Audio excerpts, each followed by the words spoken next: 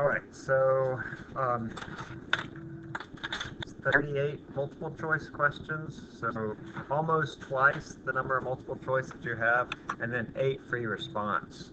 So 38 multiple choice, 8 free response. It'll be fine. The 2 hours will be fine for it. I mean, some of you might take the full 2 hours, but most of you will probably finish in an hour, hour and a half or so. Hour and a half. It'll be in the auditorium. There'll be assigned seating, just like usual, normal exam. The free response, I told you all this in class, but the free response include projectile motion. I think that was number 1 on exam 2. Inclined plane. Third is energy. And 4th is momentum. Let me just show you those right quick, just so we're clear on what those are. So they're all from exams 2 and 3, our free response. There are these 2 questions right here, number 1 and 2 from exam 2. Although there are only 2 questions from each question. So like, for example, while there are 4 here, you're only going to have 2 of those. And I have exactly the same. The only thing that I did is I went through and I changed some numbers. Okay? So exactly the same, except for the numbers. The way that you approach it, the way that you work it, exactly the same. So it should be, like, y'all should be 10 minutes and you're done with this part of the test, because you know exactly what to expect. Same for number 2. All I did was change the numbers. Kept the same figure, kept the same words. All I did was change the 3 numbers that are here, or at least one of those numbers. You change one and it changes the whole problem. But nonetheless, same problem, just different numbers. And then exam 3. The free response includes number 1 and number 3. So conservation of energy and conservation of momentum. I have 2 questions from each of those as well. Okay?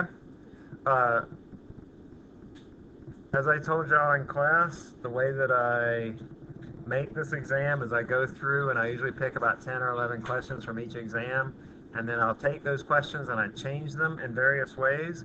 So like, for example, if I gave you like number 16, I could give you this, but just have a completely different graph.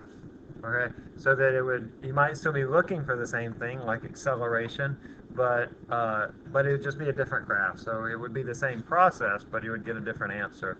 I could also change this and instead make it a displacement versus time graph, and ask for not acceleration, but ask for velocity or something along those lines. So it's still a graphing quantitative question, but it's different in that way. Or I could give you like number 17, but just give you different numbers. That would change, the answer. Not so much the way you approach it, but it would change the answer. I could give you one like number 12, but change the statements that are here. So it's still the same scenario, but the statements are all different. But there's still about an object that goes up and then comes back down again. Likewise for number 14, those type of questions where I have multiple statements, if I gave you one of those, I'd probably change up the statements so that different ones would be true or untrue. Number 13 or number 15, you're probably going to have a graphing qualitative question. I'd give you a different scenario, maybe give you a different V versus T graph, and you have to pick out the Y versus T graph that represents that V versus T graph, or give you a different scenario. I don't know what it would be, but give you a different scenario and you have to pick out the V versus T graph. But anything that I give you will be familiar, like we will have done it in the class. It's nothing going to be new or fascinating. I mean, it'll be fascinating, but it's not going to be new to you. Okay?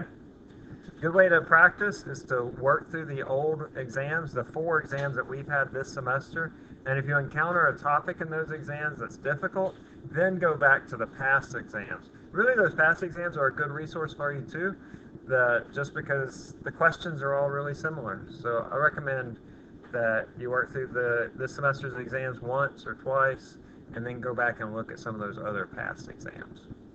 Okay? What are your specific questions? No? Sure, you want to do the free response? Yeah. Yeah, there are only 4 questions. Well, there are 8 questions, 8 sub-questions, but there are 4, and each of them has 2.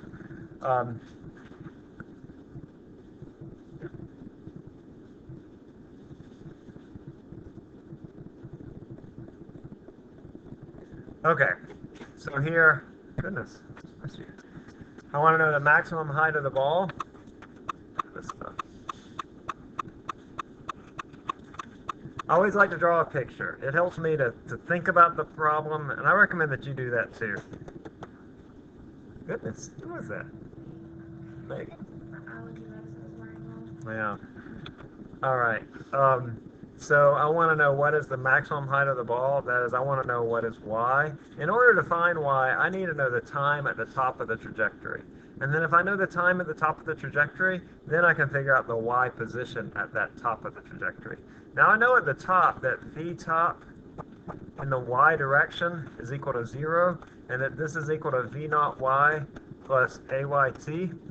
I'm going to go ahead and calculate my x and y components. Whenever I do projectile motion, I just do this right away at the beginning, because I know I'm going to need probably both of those. So that's going to be 22 cosine of 60 and 22 sine of 60.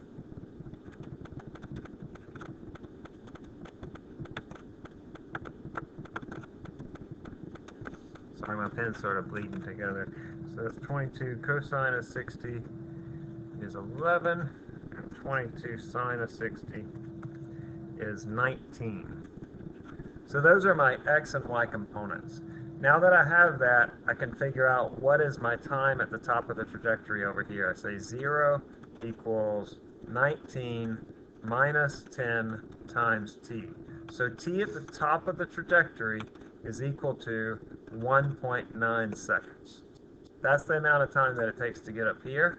By the way, the amount of time that it gets to get over here is 3.8 seconds, which is twice that time. If I want to know the maximum height of the ball, or the maximum horizontal range of the ball, of course I'm going to ask you one of those questions, okay? Either one or maybe both. But the maximum height of the ball would be y.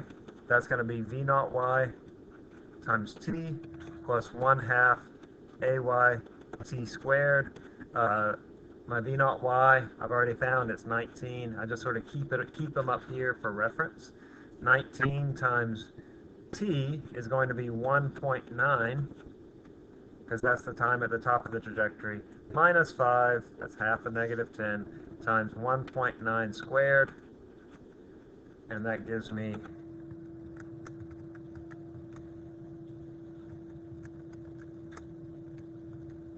18 meters. So it goes up 18 meters. And then if I want to know x, that's just going to be vx times t. Remember, the x component of the velocity doesn't change because ax is equal to 0. So v naught x is equal to vx. So that's going to be 11 meters per second. That's my initial x velocity, which is my x velocity throughout, times the total time, which is 3.8 seconds. If I want to know the position over here, I multiply it times this time to get that position. Okay, and so that's 11 times 3.8, that's 42 meters. So you're going to have one of those questions, of course, and then another question, well, I mean, you could probably guess that it's going to be one of these two and this one, right? Because you have to find the time anyway as you go through. So we've already found that the time is 3.8 seconds. And now I want to know the speed of the ball at t equals 3 seconds. Remember, this was a little bit different. I have to find the x and y component of the speed at 3 seconds. So hear what I said? So you're going to have either A or B, and then you're going to have B. So hear that? Either A or B, and then you'll have that fourth one on your thing, on your exam. So I know Vx. Vx is equal to 11 meters per second. Now I want to know Vy. That's going to be V naught y plus Ayt. V naught y is 19 minus 10 times 3 seconds. Ay is the acceleration due to gravity. 3 is the time. So that's 19 minus 30, or minus 11. So I have two vectors, one at 11 meters per second, one at minus 11 meters per second. And I want to know what is the resultant of these two. And that's going to be the square root of 11 squared plus minus 11 squared. The negative goes away, which is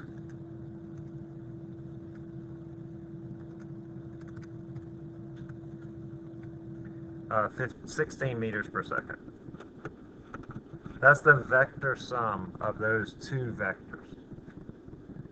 Get those right, okay? First question. That's the very first question. No?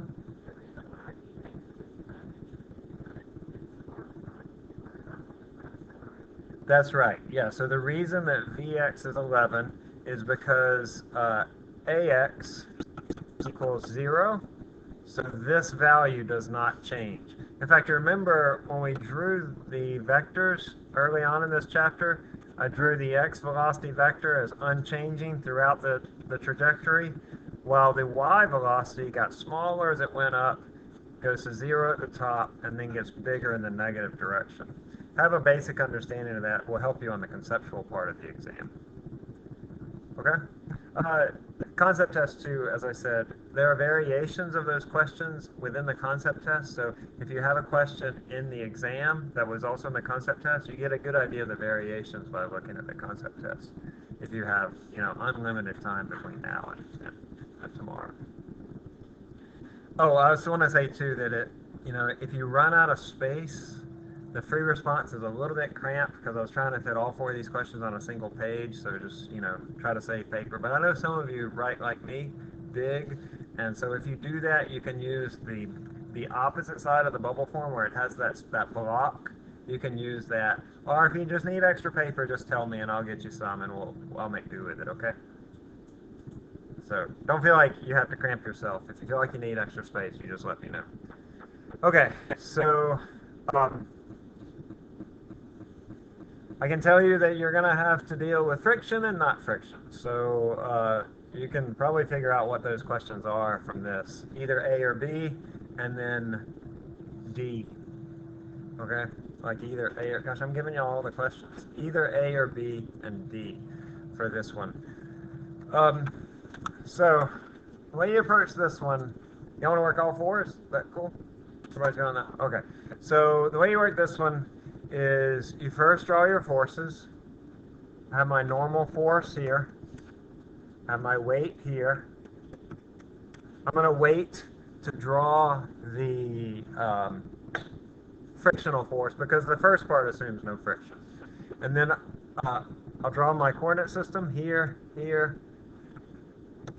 This angle right here is 90 minus 30 or 60 degrees. You just take the complementary angle to that. And then I can redraw this with my resolved vectors. Time's not going to be a huge issue, so I would do these little steps. They help me to think about it, and they'll help you understand the equations. Here I'm just resolving my force weight vector. And that's it. That's all I got right. Oh, no, I have this force going up. So I have this 120 Newton vector going up. I want to know the normal force. So if I look at this, I see that the normal force is up and FW sine 60 is down. Remember, the sum of the forces in the y direction on an inclined plane will always be 0 because that block is not accelerating off of the inclined plane. It's always on the inclined plane. So I can say that the normal force is going to equal to FW sine 60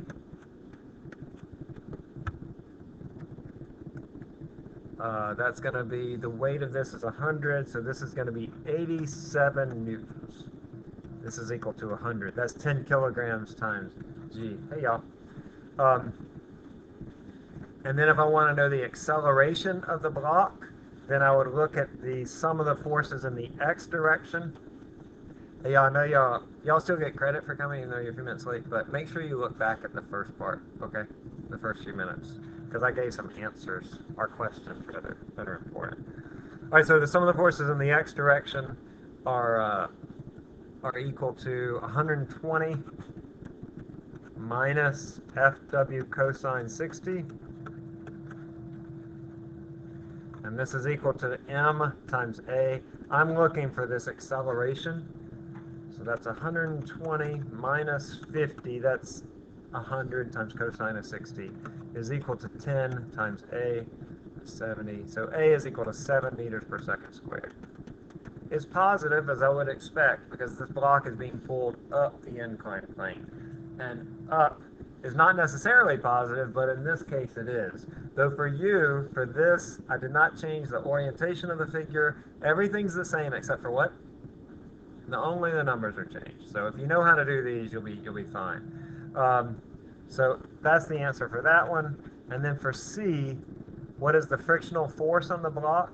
Well, I know Fn, so to find the frictional force, oh, this is Fk.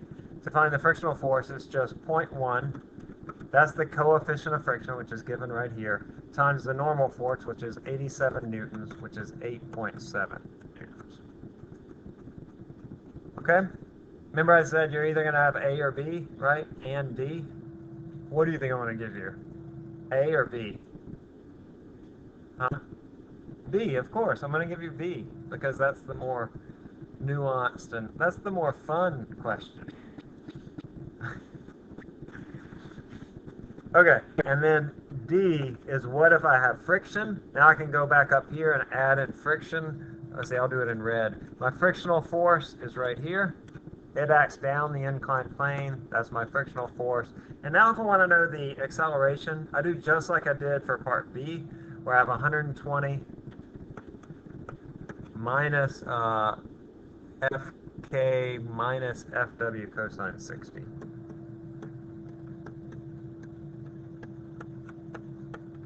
That's equal to MA. So this is 120 minus 8.7 minus 100 cosine 60 equals 10 times A. And I'll leave y'all to calculate that. Okay? Solve that for A. It better be less than 7. I'm sure it is. Right? 6.1? You're amazing. Thank you. Okay, I know that was fast, but let me just recap those important things that I said.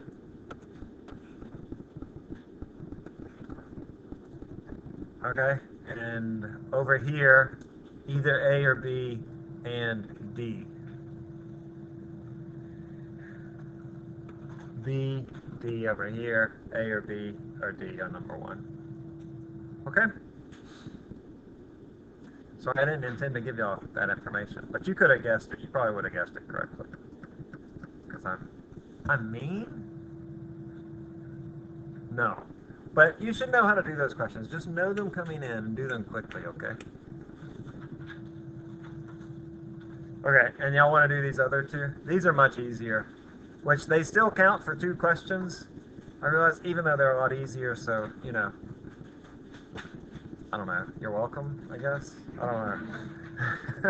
What type of energy does this object have at point B? Well, at point B, it only has kinetic energy. I know that because H equals 0, so it's not. It has no height, so no potential energy. What is the velocity at point C? The way that I do that is I take the energy here and set it equal to the energy here. That's 1/2 of m. I'm going to go ahead and put the numbers in. 2 meters per second squared. That's 1/2 mv squared. I got the 2 from right here. Plus m times 10. That's g. Times 10, that's h. G, h. They just happen to be the same. Is equal to 1/2 of m times v squared. That's what I'm looking for. Plus m times 10 times 7. My m's all cancel out. Boom, boom, boom, boom. I can divide through. Remember, that only works when I have an m in every term. So if or when you have a question about a spring, that's conservation of energy, where you don't have an m in every term, you can't cancel out those m's. And then you solve for v. I'll leave you to that. And then the part C is really similar, except I'm just doing it for point E. In that case, I would set the energy here equal to the energy here. Well, all I have over here is potential energy. So I'll do similar thing, 1/2 of m times 2 squared plus m 10 is equal to m 10h. And solve that for h. M's cancel because they're in every term. That's 2 plus 100 equals 10h. 102, so h equals 10.2 meters. Okay? You won't see number 2 on there. And then this one had several questions. Type of collision. It's an inelastic collision. You're only going to have an inelastic collision. If you do Dr. Verma's class, I think they deal with elastic collisions. And if you go on to PChem next year, you'll deal with elastic collisions, because that's how we develop an ideal theory of gases, by looking at the conservation of momentum and conservation of energy in gas particles as they collide with one another. Anyway, this is an inelastic collision. Remember, inelastic collisions, only momentum is conserved. Elastic collisions, energy is conserved. That comes up in the multiple choice. The total momentum of this system, I just consider this part up here. So B would be the mass, 1 kilogram times positive 2, plus 3 kilograms times negative 4. That's 2 minus 12, or negative 10 kilogram meters per second. Okay? Did I tell you I wouldn't change the figures? I don't know if I did or not, but I mean, I changed the numbers here, so I changed the figure to reflect that, for either the orientation or the relative sizes of the vectors. And then to find the final velocity, C, is I would set that initial momentum, which is negative 10, equal to the final momentum. That's going to be 1 times V1F plus 3 times positive 1. Notice how I put in these positive, negative signs. That just helps me to remember what's positive and negative. So that's negative 10 minus 3 equals 1 V1F. So V1F is equal to negative 13. Is that right? Did I do something wrong? Okay, I think that's right. Okay? Get those, what, like half right? If you get 80%, that's okay on these? 100%. Like, I want all big, long black marks on all of your tests for that section. That means you got them all right. And you get a smiley face. Did y'all know this? Like, if you get them all right, you get a smiley face.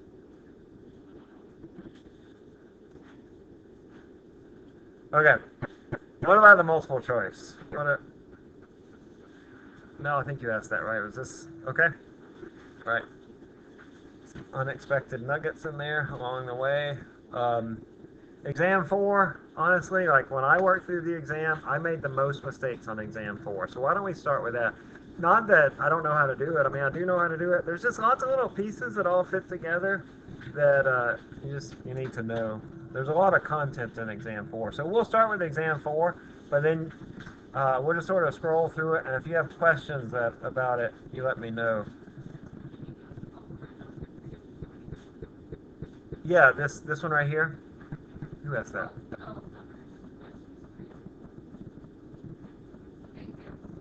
Oh, exam 4. Yeah. Okay, so both of these had to do with centripetal forces. They were similar, but they were a little bit different. We did number 3 in class, and it looks like this. If I have a Ferris wheel, I can either be at the top or at the bottom. I can be on the side, but I'm only going to give you either the top or the bottom.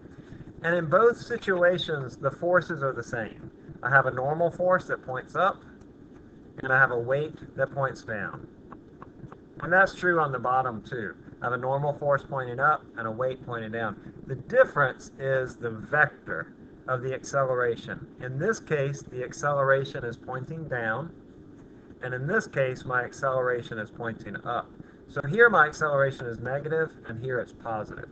Just like the elevator problem in chapter 2, that if I'm going up, if I'm accelerating upward, my normal force is bigger than the weight. So here, my normal force will exceed the weight. So I can remember that. And it's sort of too, like if you're driving on a car in a hilly area. I know we don't really have that. But if you go down in a deep gully really fast, it really feels like you're being pushed down into the seat because the normal force is bigger than your weight. So the way I would do this, I'd say the sum of the forces, which is the normal force minus the weight, is equal to the mass times the acceleration. When I'm at the bottom, which is what I'm asking for here, this value takes on a negative. So I'm going to go and write in that negative. So then the normal force is positive. Did I say negative? I meant positive. That the normal force then is equal to the weight plus the mass times the acceleration, because this is positive.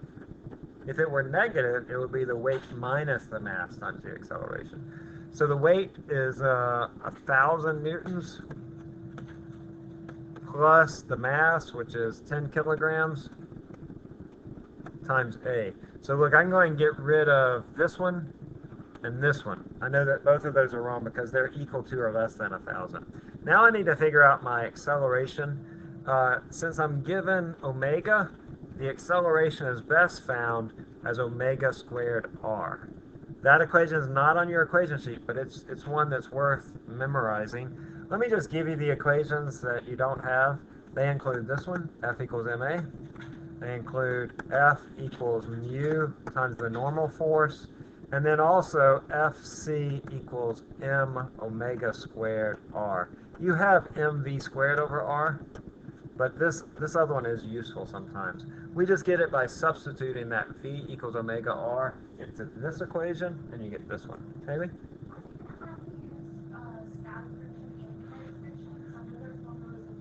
They look different, but functionally they're the same. You're always, yeah. Remember, because the static friction had that inequality, the less than or equal to, but I'll always ask for the, what would that be, the minimum static, the maximum static friction. So it's always going to be an equal sign. Okay? Functionally, they work the same. So this would be SRK. Those are really the only three. I mean, there's SOHCAHTOA, but I mean, I don't even really count that as your trig functions. That's not even really a formula. I mean, it is technically, but y'all just know it. Y'all know the trig functions, I think. And then you'll have the full sheet. I actually sacrificed a full page of paper to give you all those equations on the same sheet. So if you need extra space, that's where you're going to need to use for either scratch work, or if you need extra space for your response, you can put it on there, but you have to tell me, because otherwise it'll get lost in the shuffle of papers. Okay. So anyway, I can figure out this. This acceleration is going to be 0.5 squared times the radius, which is given, which is 10 meters. A half squared is a quarter, so that's 2.5. So it's going to be 1,000 plus, I did something wrong.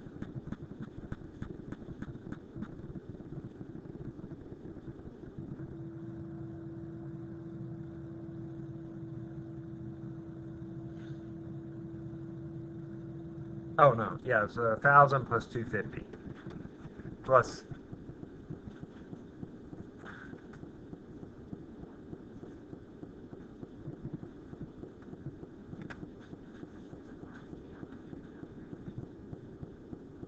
Who said that? Yeah, you're right. Yeah, the mass should be 100 kilograms. Yeah, so this would be 250. Thank you, Carolyn. So it's 1250. D is the right answer. Okay? You're going to see one of these. Both of them students missed a lot on the last exam. Okay, can I go on from this one? Let's look at the other one. The other one's similar, although it's a little bit easier, this one. You have to do a unit conversion. I'm looking for the force exerted on the ball by the athlete. That is, what is this tension force? It says that he's, it doesn't say this, but he is doing it in a horizontal circle for the hammer throw. And so the tension is the centripetal force. So Ft here acts as the centripetal force, which is mv squared over r, which, since I'm given omega, it's better to do m omega squared r. Here I'm given omega as 2 revolutions per second. But of course, I need that in SI units, because anytime I'm dealing with a force, that force has these SI units all incorporated into its units, so you're going to need to change all of your units, including omega, into SI. A revolution is 2 pi radians, so this is going to be 4 pi radians per second. So this would be the mass of your hammer, 5 times 4 pi squared. When you put in your calculator, make sure the 4 and the pi are squared, times your radius, which is 1.5. If you have this, I don't know which one. I know you have one of these. I'm not sure which one. And then that's, I think it's 1200. It's pretty big, the force. Okay? All right, good questions. What else on this exam? Good?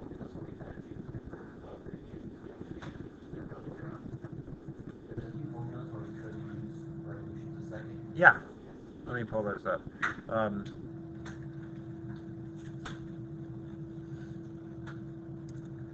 So, when you're dealing with these or these, you have to have them in radians. When you're dealing with this or, oh shit, I'm gonna mess it up. This one can be in revolutions or radians, it doesn't matter. This one needs to be in radians. And then also, can I scroll down? Are y'all taking pictures? You don't want a picture of me. No, that's okay. I'll get in trouble. We're technically allowed to not wear a mask, like because we have this plastic shield, but there are faculty that are very particular about masks. Which we still love them. They're still part of our faculty. But, Doctor Who? It's somebody in this building. And then also these, the angular momentum, you need to know, well, let me take this back. So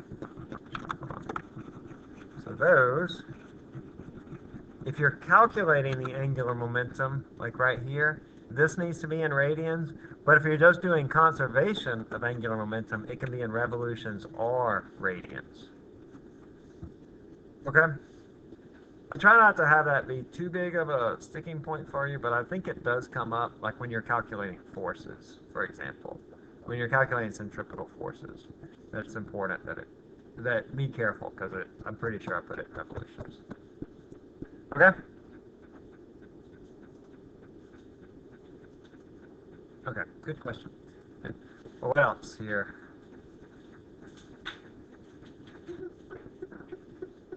Just write stuff?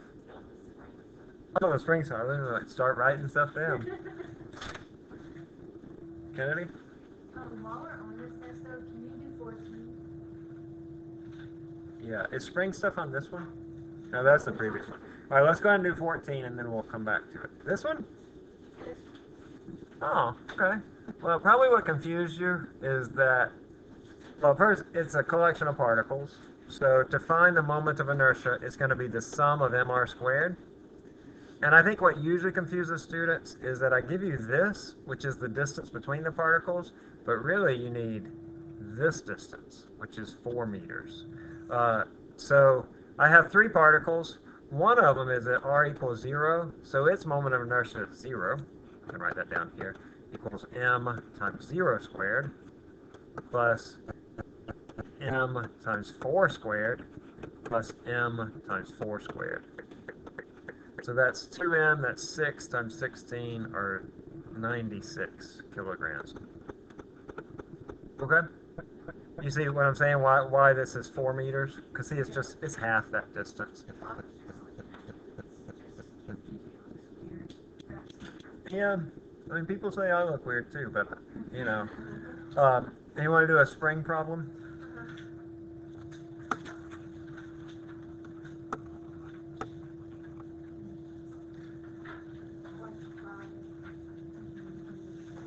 Yeah, number 5. So what is the speed of the block when it passes? Did y'all see I put double stars on that ranking the moments of inertia? Did you see that? A lot of people miss that question. And don't miss it again, because you'll see it tomorrow. We can go back and look at it if y'all want. Well, let's look at number 5. So here I want to know the speed of the block when it passes through the equilibrium position. Write down all your known and unknown things. But as it oscillates, I have it fully compressed. Let's say that this is compressed right here. And let's say that this is the equilibrium position over here. This distance, I'm told, is 2 meters. And so over here, it only has elastic potential energy. But when it passes through the equilibrium position, x is equal to 0, So over here, it only has kinetic energy. So the potential energy is equal to the kinetic energy. Now, really I'm saying this, but this is equal to 0, and this is also equal to 0. That it doesn't have any kinetic energy when it's fully compressed, and it doesn't have any potential energy when it's going through the equilibrium position. This little S right here,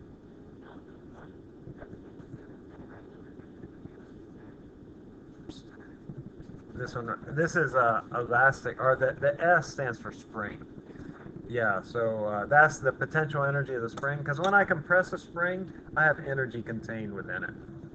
Springs are kind of important, because later, when you get into PChem, you'll look at a molecule and approximate it as a spring system. It's kind of cool, actually, that these things will come back and you can approximate an oscillating molecule as two masses on a spring. So that little oscillating mass that we did in the lab, that'll be your molecule. And it works really well.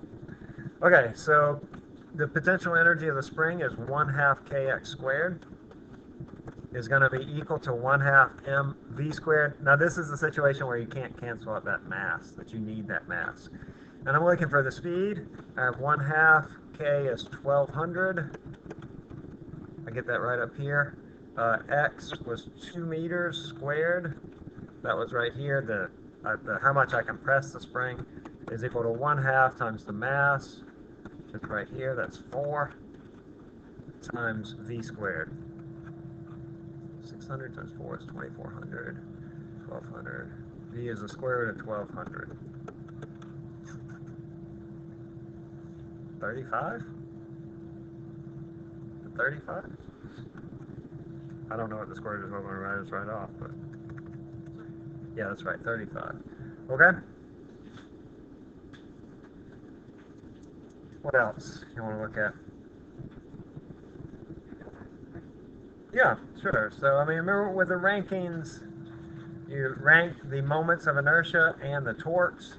With the moments of inertia, really what you're looking for the biggest moment of inertia is to find which point is furthest away from the mass, from most of the mass in the system.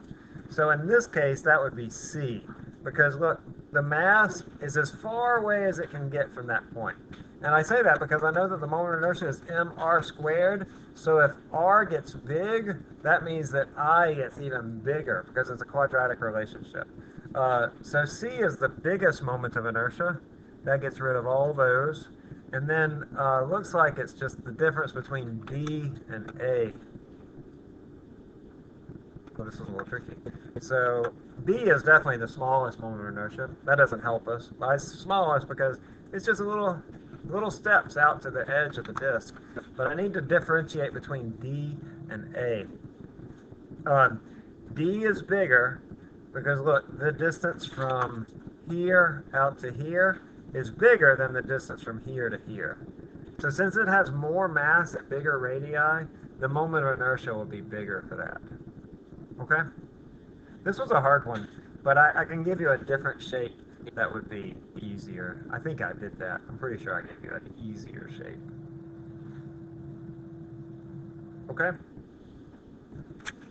What else, y'all? This is a hard test. Huh? 15? Yeah, so this is a conservation of momentum problem. It's a perfectly inelastic collision. I don't think I ever asked that, so you don't need to know it. But it's sort of like, it's just like the two balls that stick together and move away. Well, it's sort of like that. I have an initial momentum is equal to my final momentum. So whatever momentum I have here, I also have here. Notice the moments of inertia are going to change. This is going to be 1/12 mv squared, and this will be 1/2 mr squared. Those equations are on your equation sheet. They're in that table. This is a bar. This is a disk or a cylinder. I'm going to calculate the moments of inertia. This one is going to be 1/12 of 6 times 2 squared. That's 2. This is 1/2 of m, which is 6, times 1 squared. Be careful with your radius and diameter. The diameter of this disk is 2 meters, so the radius is 1 meter. That's going to be 3. So the moment of inertia goes from 2 to 3 kilogram meters squared. So I'm only going to put that in here. I initial omega initial equals I final omega final. That's 2 times 3 revolutions per second. Remember I told you when you're doing concentration momentum, you can keep that in revolutions. The reason is because whatever I put in, that's what I'm going to get out for this variable. I final is 3 times omega final. Oh look, the 3's cancel, so omega final is 2 revolutions per second, which is what you would expect. It's going to go more slowly because the moment of inertia has increased. It's like your figure skater putting their arms out, increasing their moment of inertia, lowering their angular speed. I try to give you really even numbers so that you don't need your calculator. There are a few cases where you will need your calculator, so don't freak out if you need to use your calculator. There are a few cases. I mean, many of you use your calculator even when you don't need to. Like, what's 10 divided by 1? What's 10 divided by 1? 10, right? Okay. Maybe not for that, but you really need to wean yourself off of your calculator, especially pre-meds. No calculator allowed on the MCAT. That sucks, doesn't it? But you're not pre-med, are you? So it doesn't look for you. It's everybody else. Okay. What else?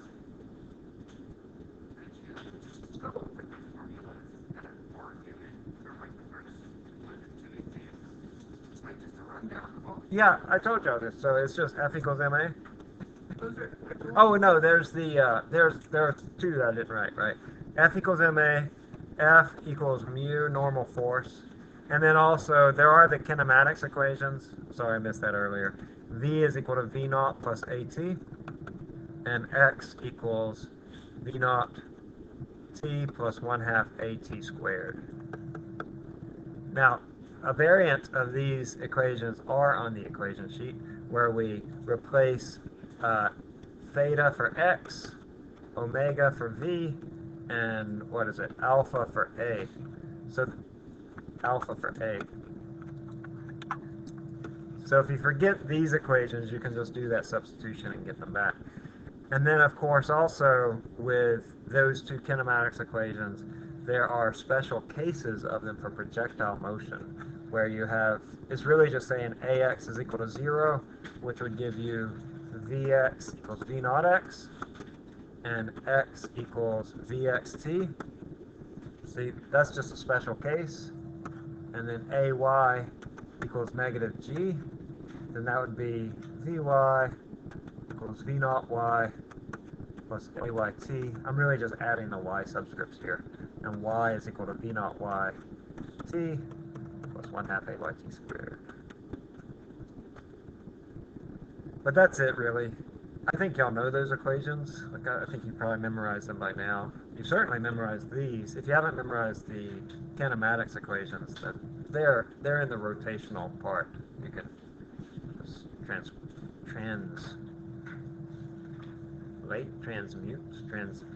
change them into the linear. Huh? Transcribe?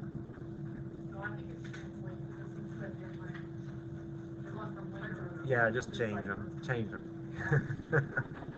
Okay? What else, folks?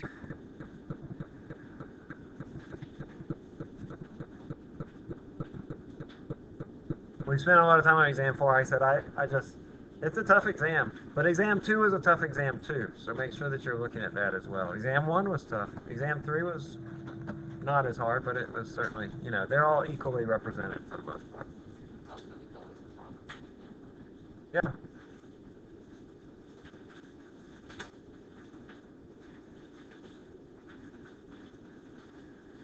So, estimations, you're going to have one of those. You're going to have a dimensional analysis.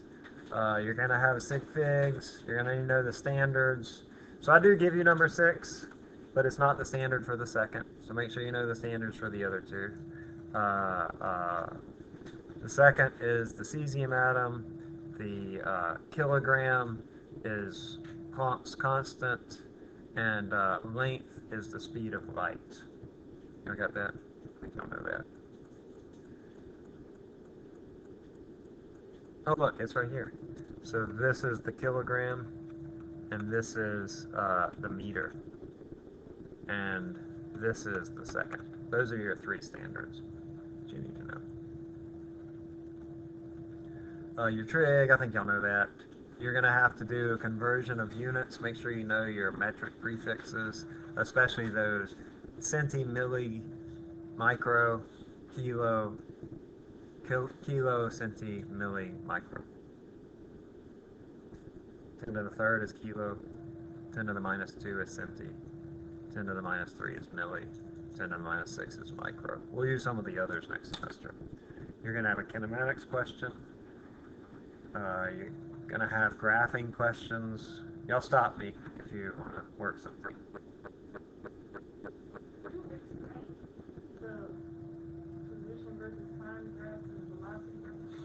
Sure.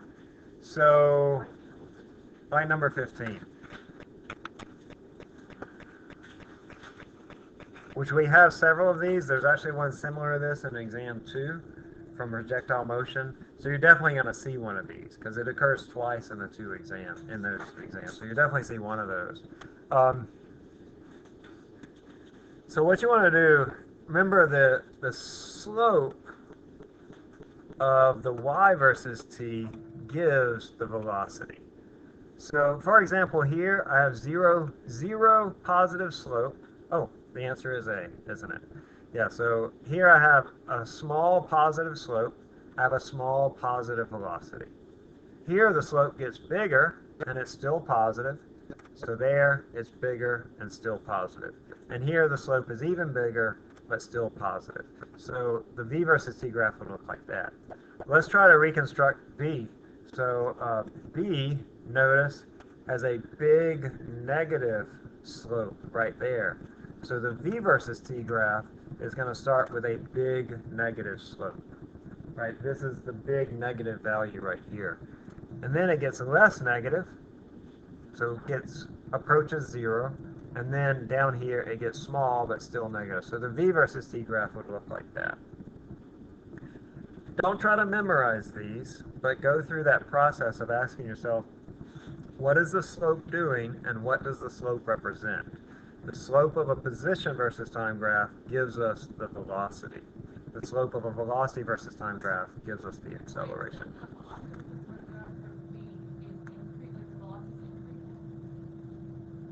The velocity is getting closer to 0. So this would be B. See, because the slope is getting smaller for B, right here. It gets smaller. It starts out big and negative. That means it has a big negative velocity, and it gets closer and closer to 0. What would this be like? Well, it's not throwing something up in the air, right? I can't think of a good example for what physically that looks like.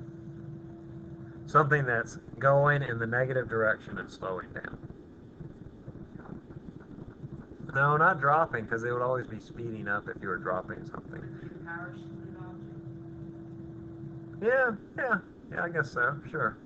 Or just a car traveling in the negative x direction that's slowing down. Okay?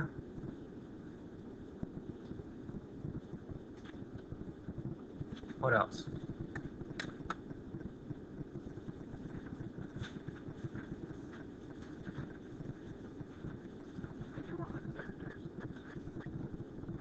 Light number 17? Yeah. Okay, so I find it better, well, first, you just draw a picture. Like, that really helps to draw a picture, and then you can get rid of the answers that don't make any sense. I have 12 units at 30 degrees below the negative x-axis. 12 units right here. That's 12. This is 30 degrees right here. And then 8 units along the negative y-axis. So I'm going to draw it like this. So it's shorter than the first vector that I drew, 8 versus 12. And then it's in the negative y direction. And I draw it tip to tail like that so that I can figure out what is my resultant vector. So my resultant vector is going to look like that. Now, I can say for sure that it's not 11 units, because that's smaller than 12.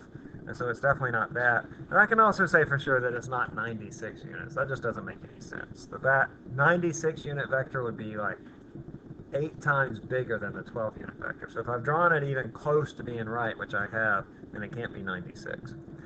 Next, I would set up a little table. We did this in class where I have x component, y component, vector A, vector B. The x component is 12 cosine 30, which is 10.4. But be careful, and that's why I drew this picture over here. This has a negative value because the x component of that vector is going to be on this axis.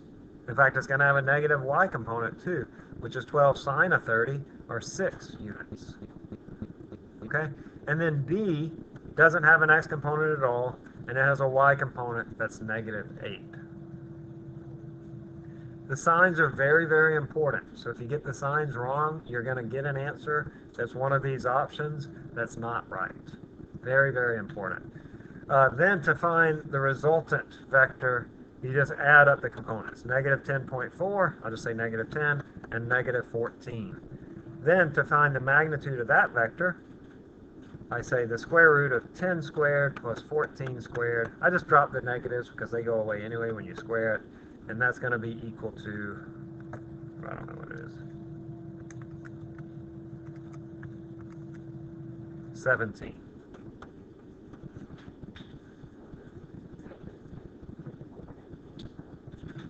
Yeah, that's right. 10.4 was 12 cosine of 30.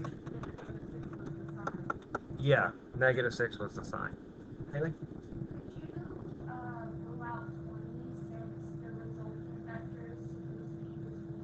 Oh, yeah. You're right. Yeah, so I could rule out 20 as well, because if these two vectors were on the same line, they would have a magnitude equal to 20, because they're 12 units and 8 units. 12 plus 8 is 20.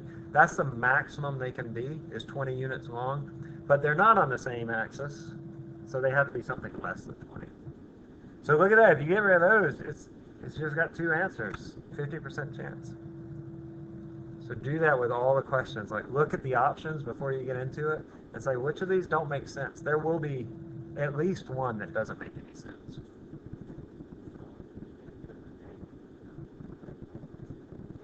Right. Right. Yeah, it was the x component, the square root of the x component squared, plus the y component squared. All right? Oh, man. Y'all killing me over here. No, it's okay. Who asked that? Okay. I'm sorry. That wasn't very nice. You're not killing me. I'm doing my job. So let's draw the vectors. So like on this one, if I gave this to you, I'd just give you different vectors. So I want to draw them. Vector A is 20 degrees from the positive x-axis, like that. Vector B is 170 degrees from the positive x-axis. That's over here, right? Because this is 180. Whenever I say from the axis, that's always counterclockwise. Like that's the standard way to measure an angle is from the positive x-axis in the counterclockwise direction, right? 0, 90, 180, 270, 360. If I'm measuring from a different axis or measuring in the opposite direction, then I would tell you up front, okay? But if I ever say just from the positive x-axis, it means counterclockwise. But if I say it's below the positive x-axis, then that means it's below the positive x-axis. Okay. So if I add up these two vectors, the sum of these two vectors has to lie within this arc, and so that is either A or B. It cannot be C, D, or E. Maybe? Yeah, right.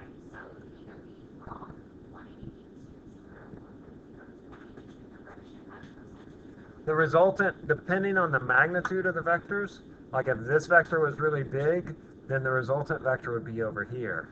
Or if this vector was really big, the resultant vector would be over here. The resultant vector can... Oh, you could do tip to tail. You could do it that way. But it's easier to do it this way, where I just draw the two vectors, and I know that the resultant has to be in between them somewhere. I don't know the magnitudes of the vectors, and it depends the magnitude of the vectors as to where it lies along that arc, but I know it has to lie in between those two vectors. Okay?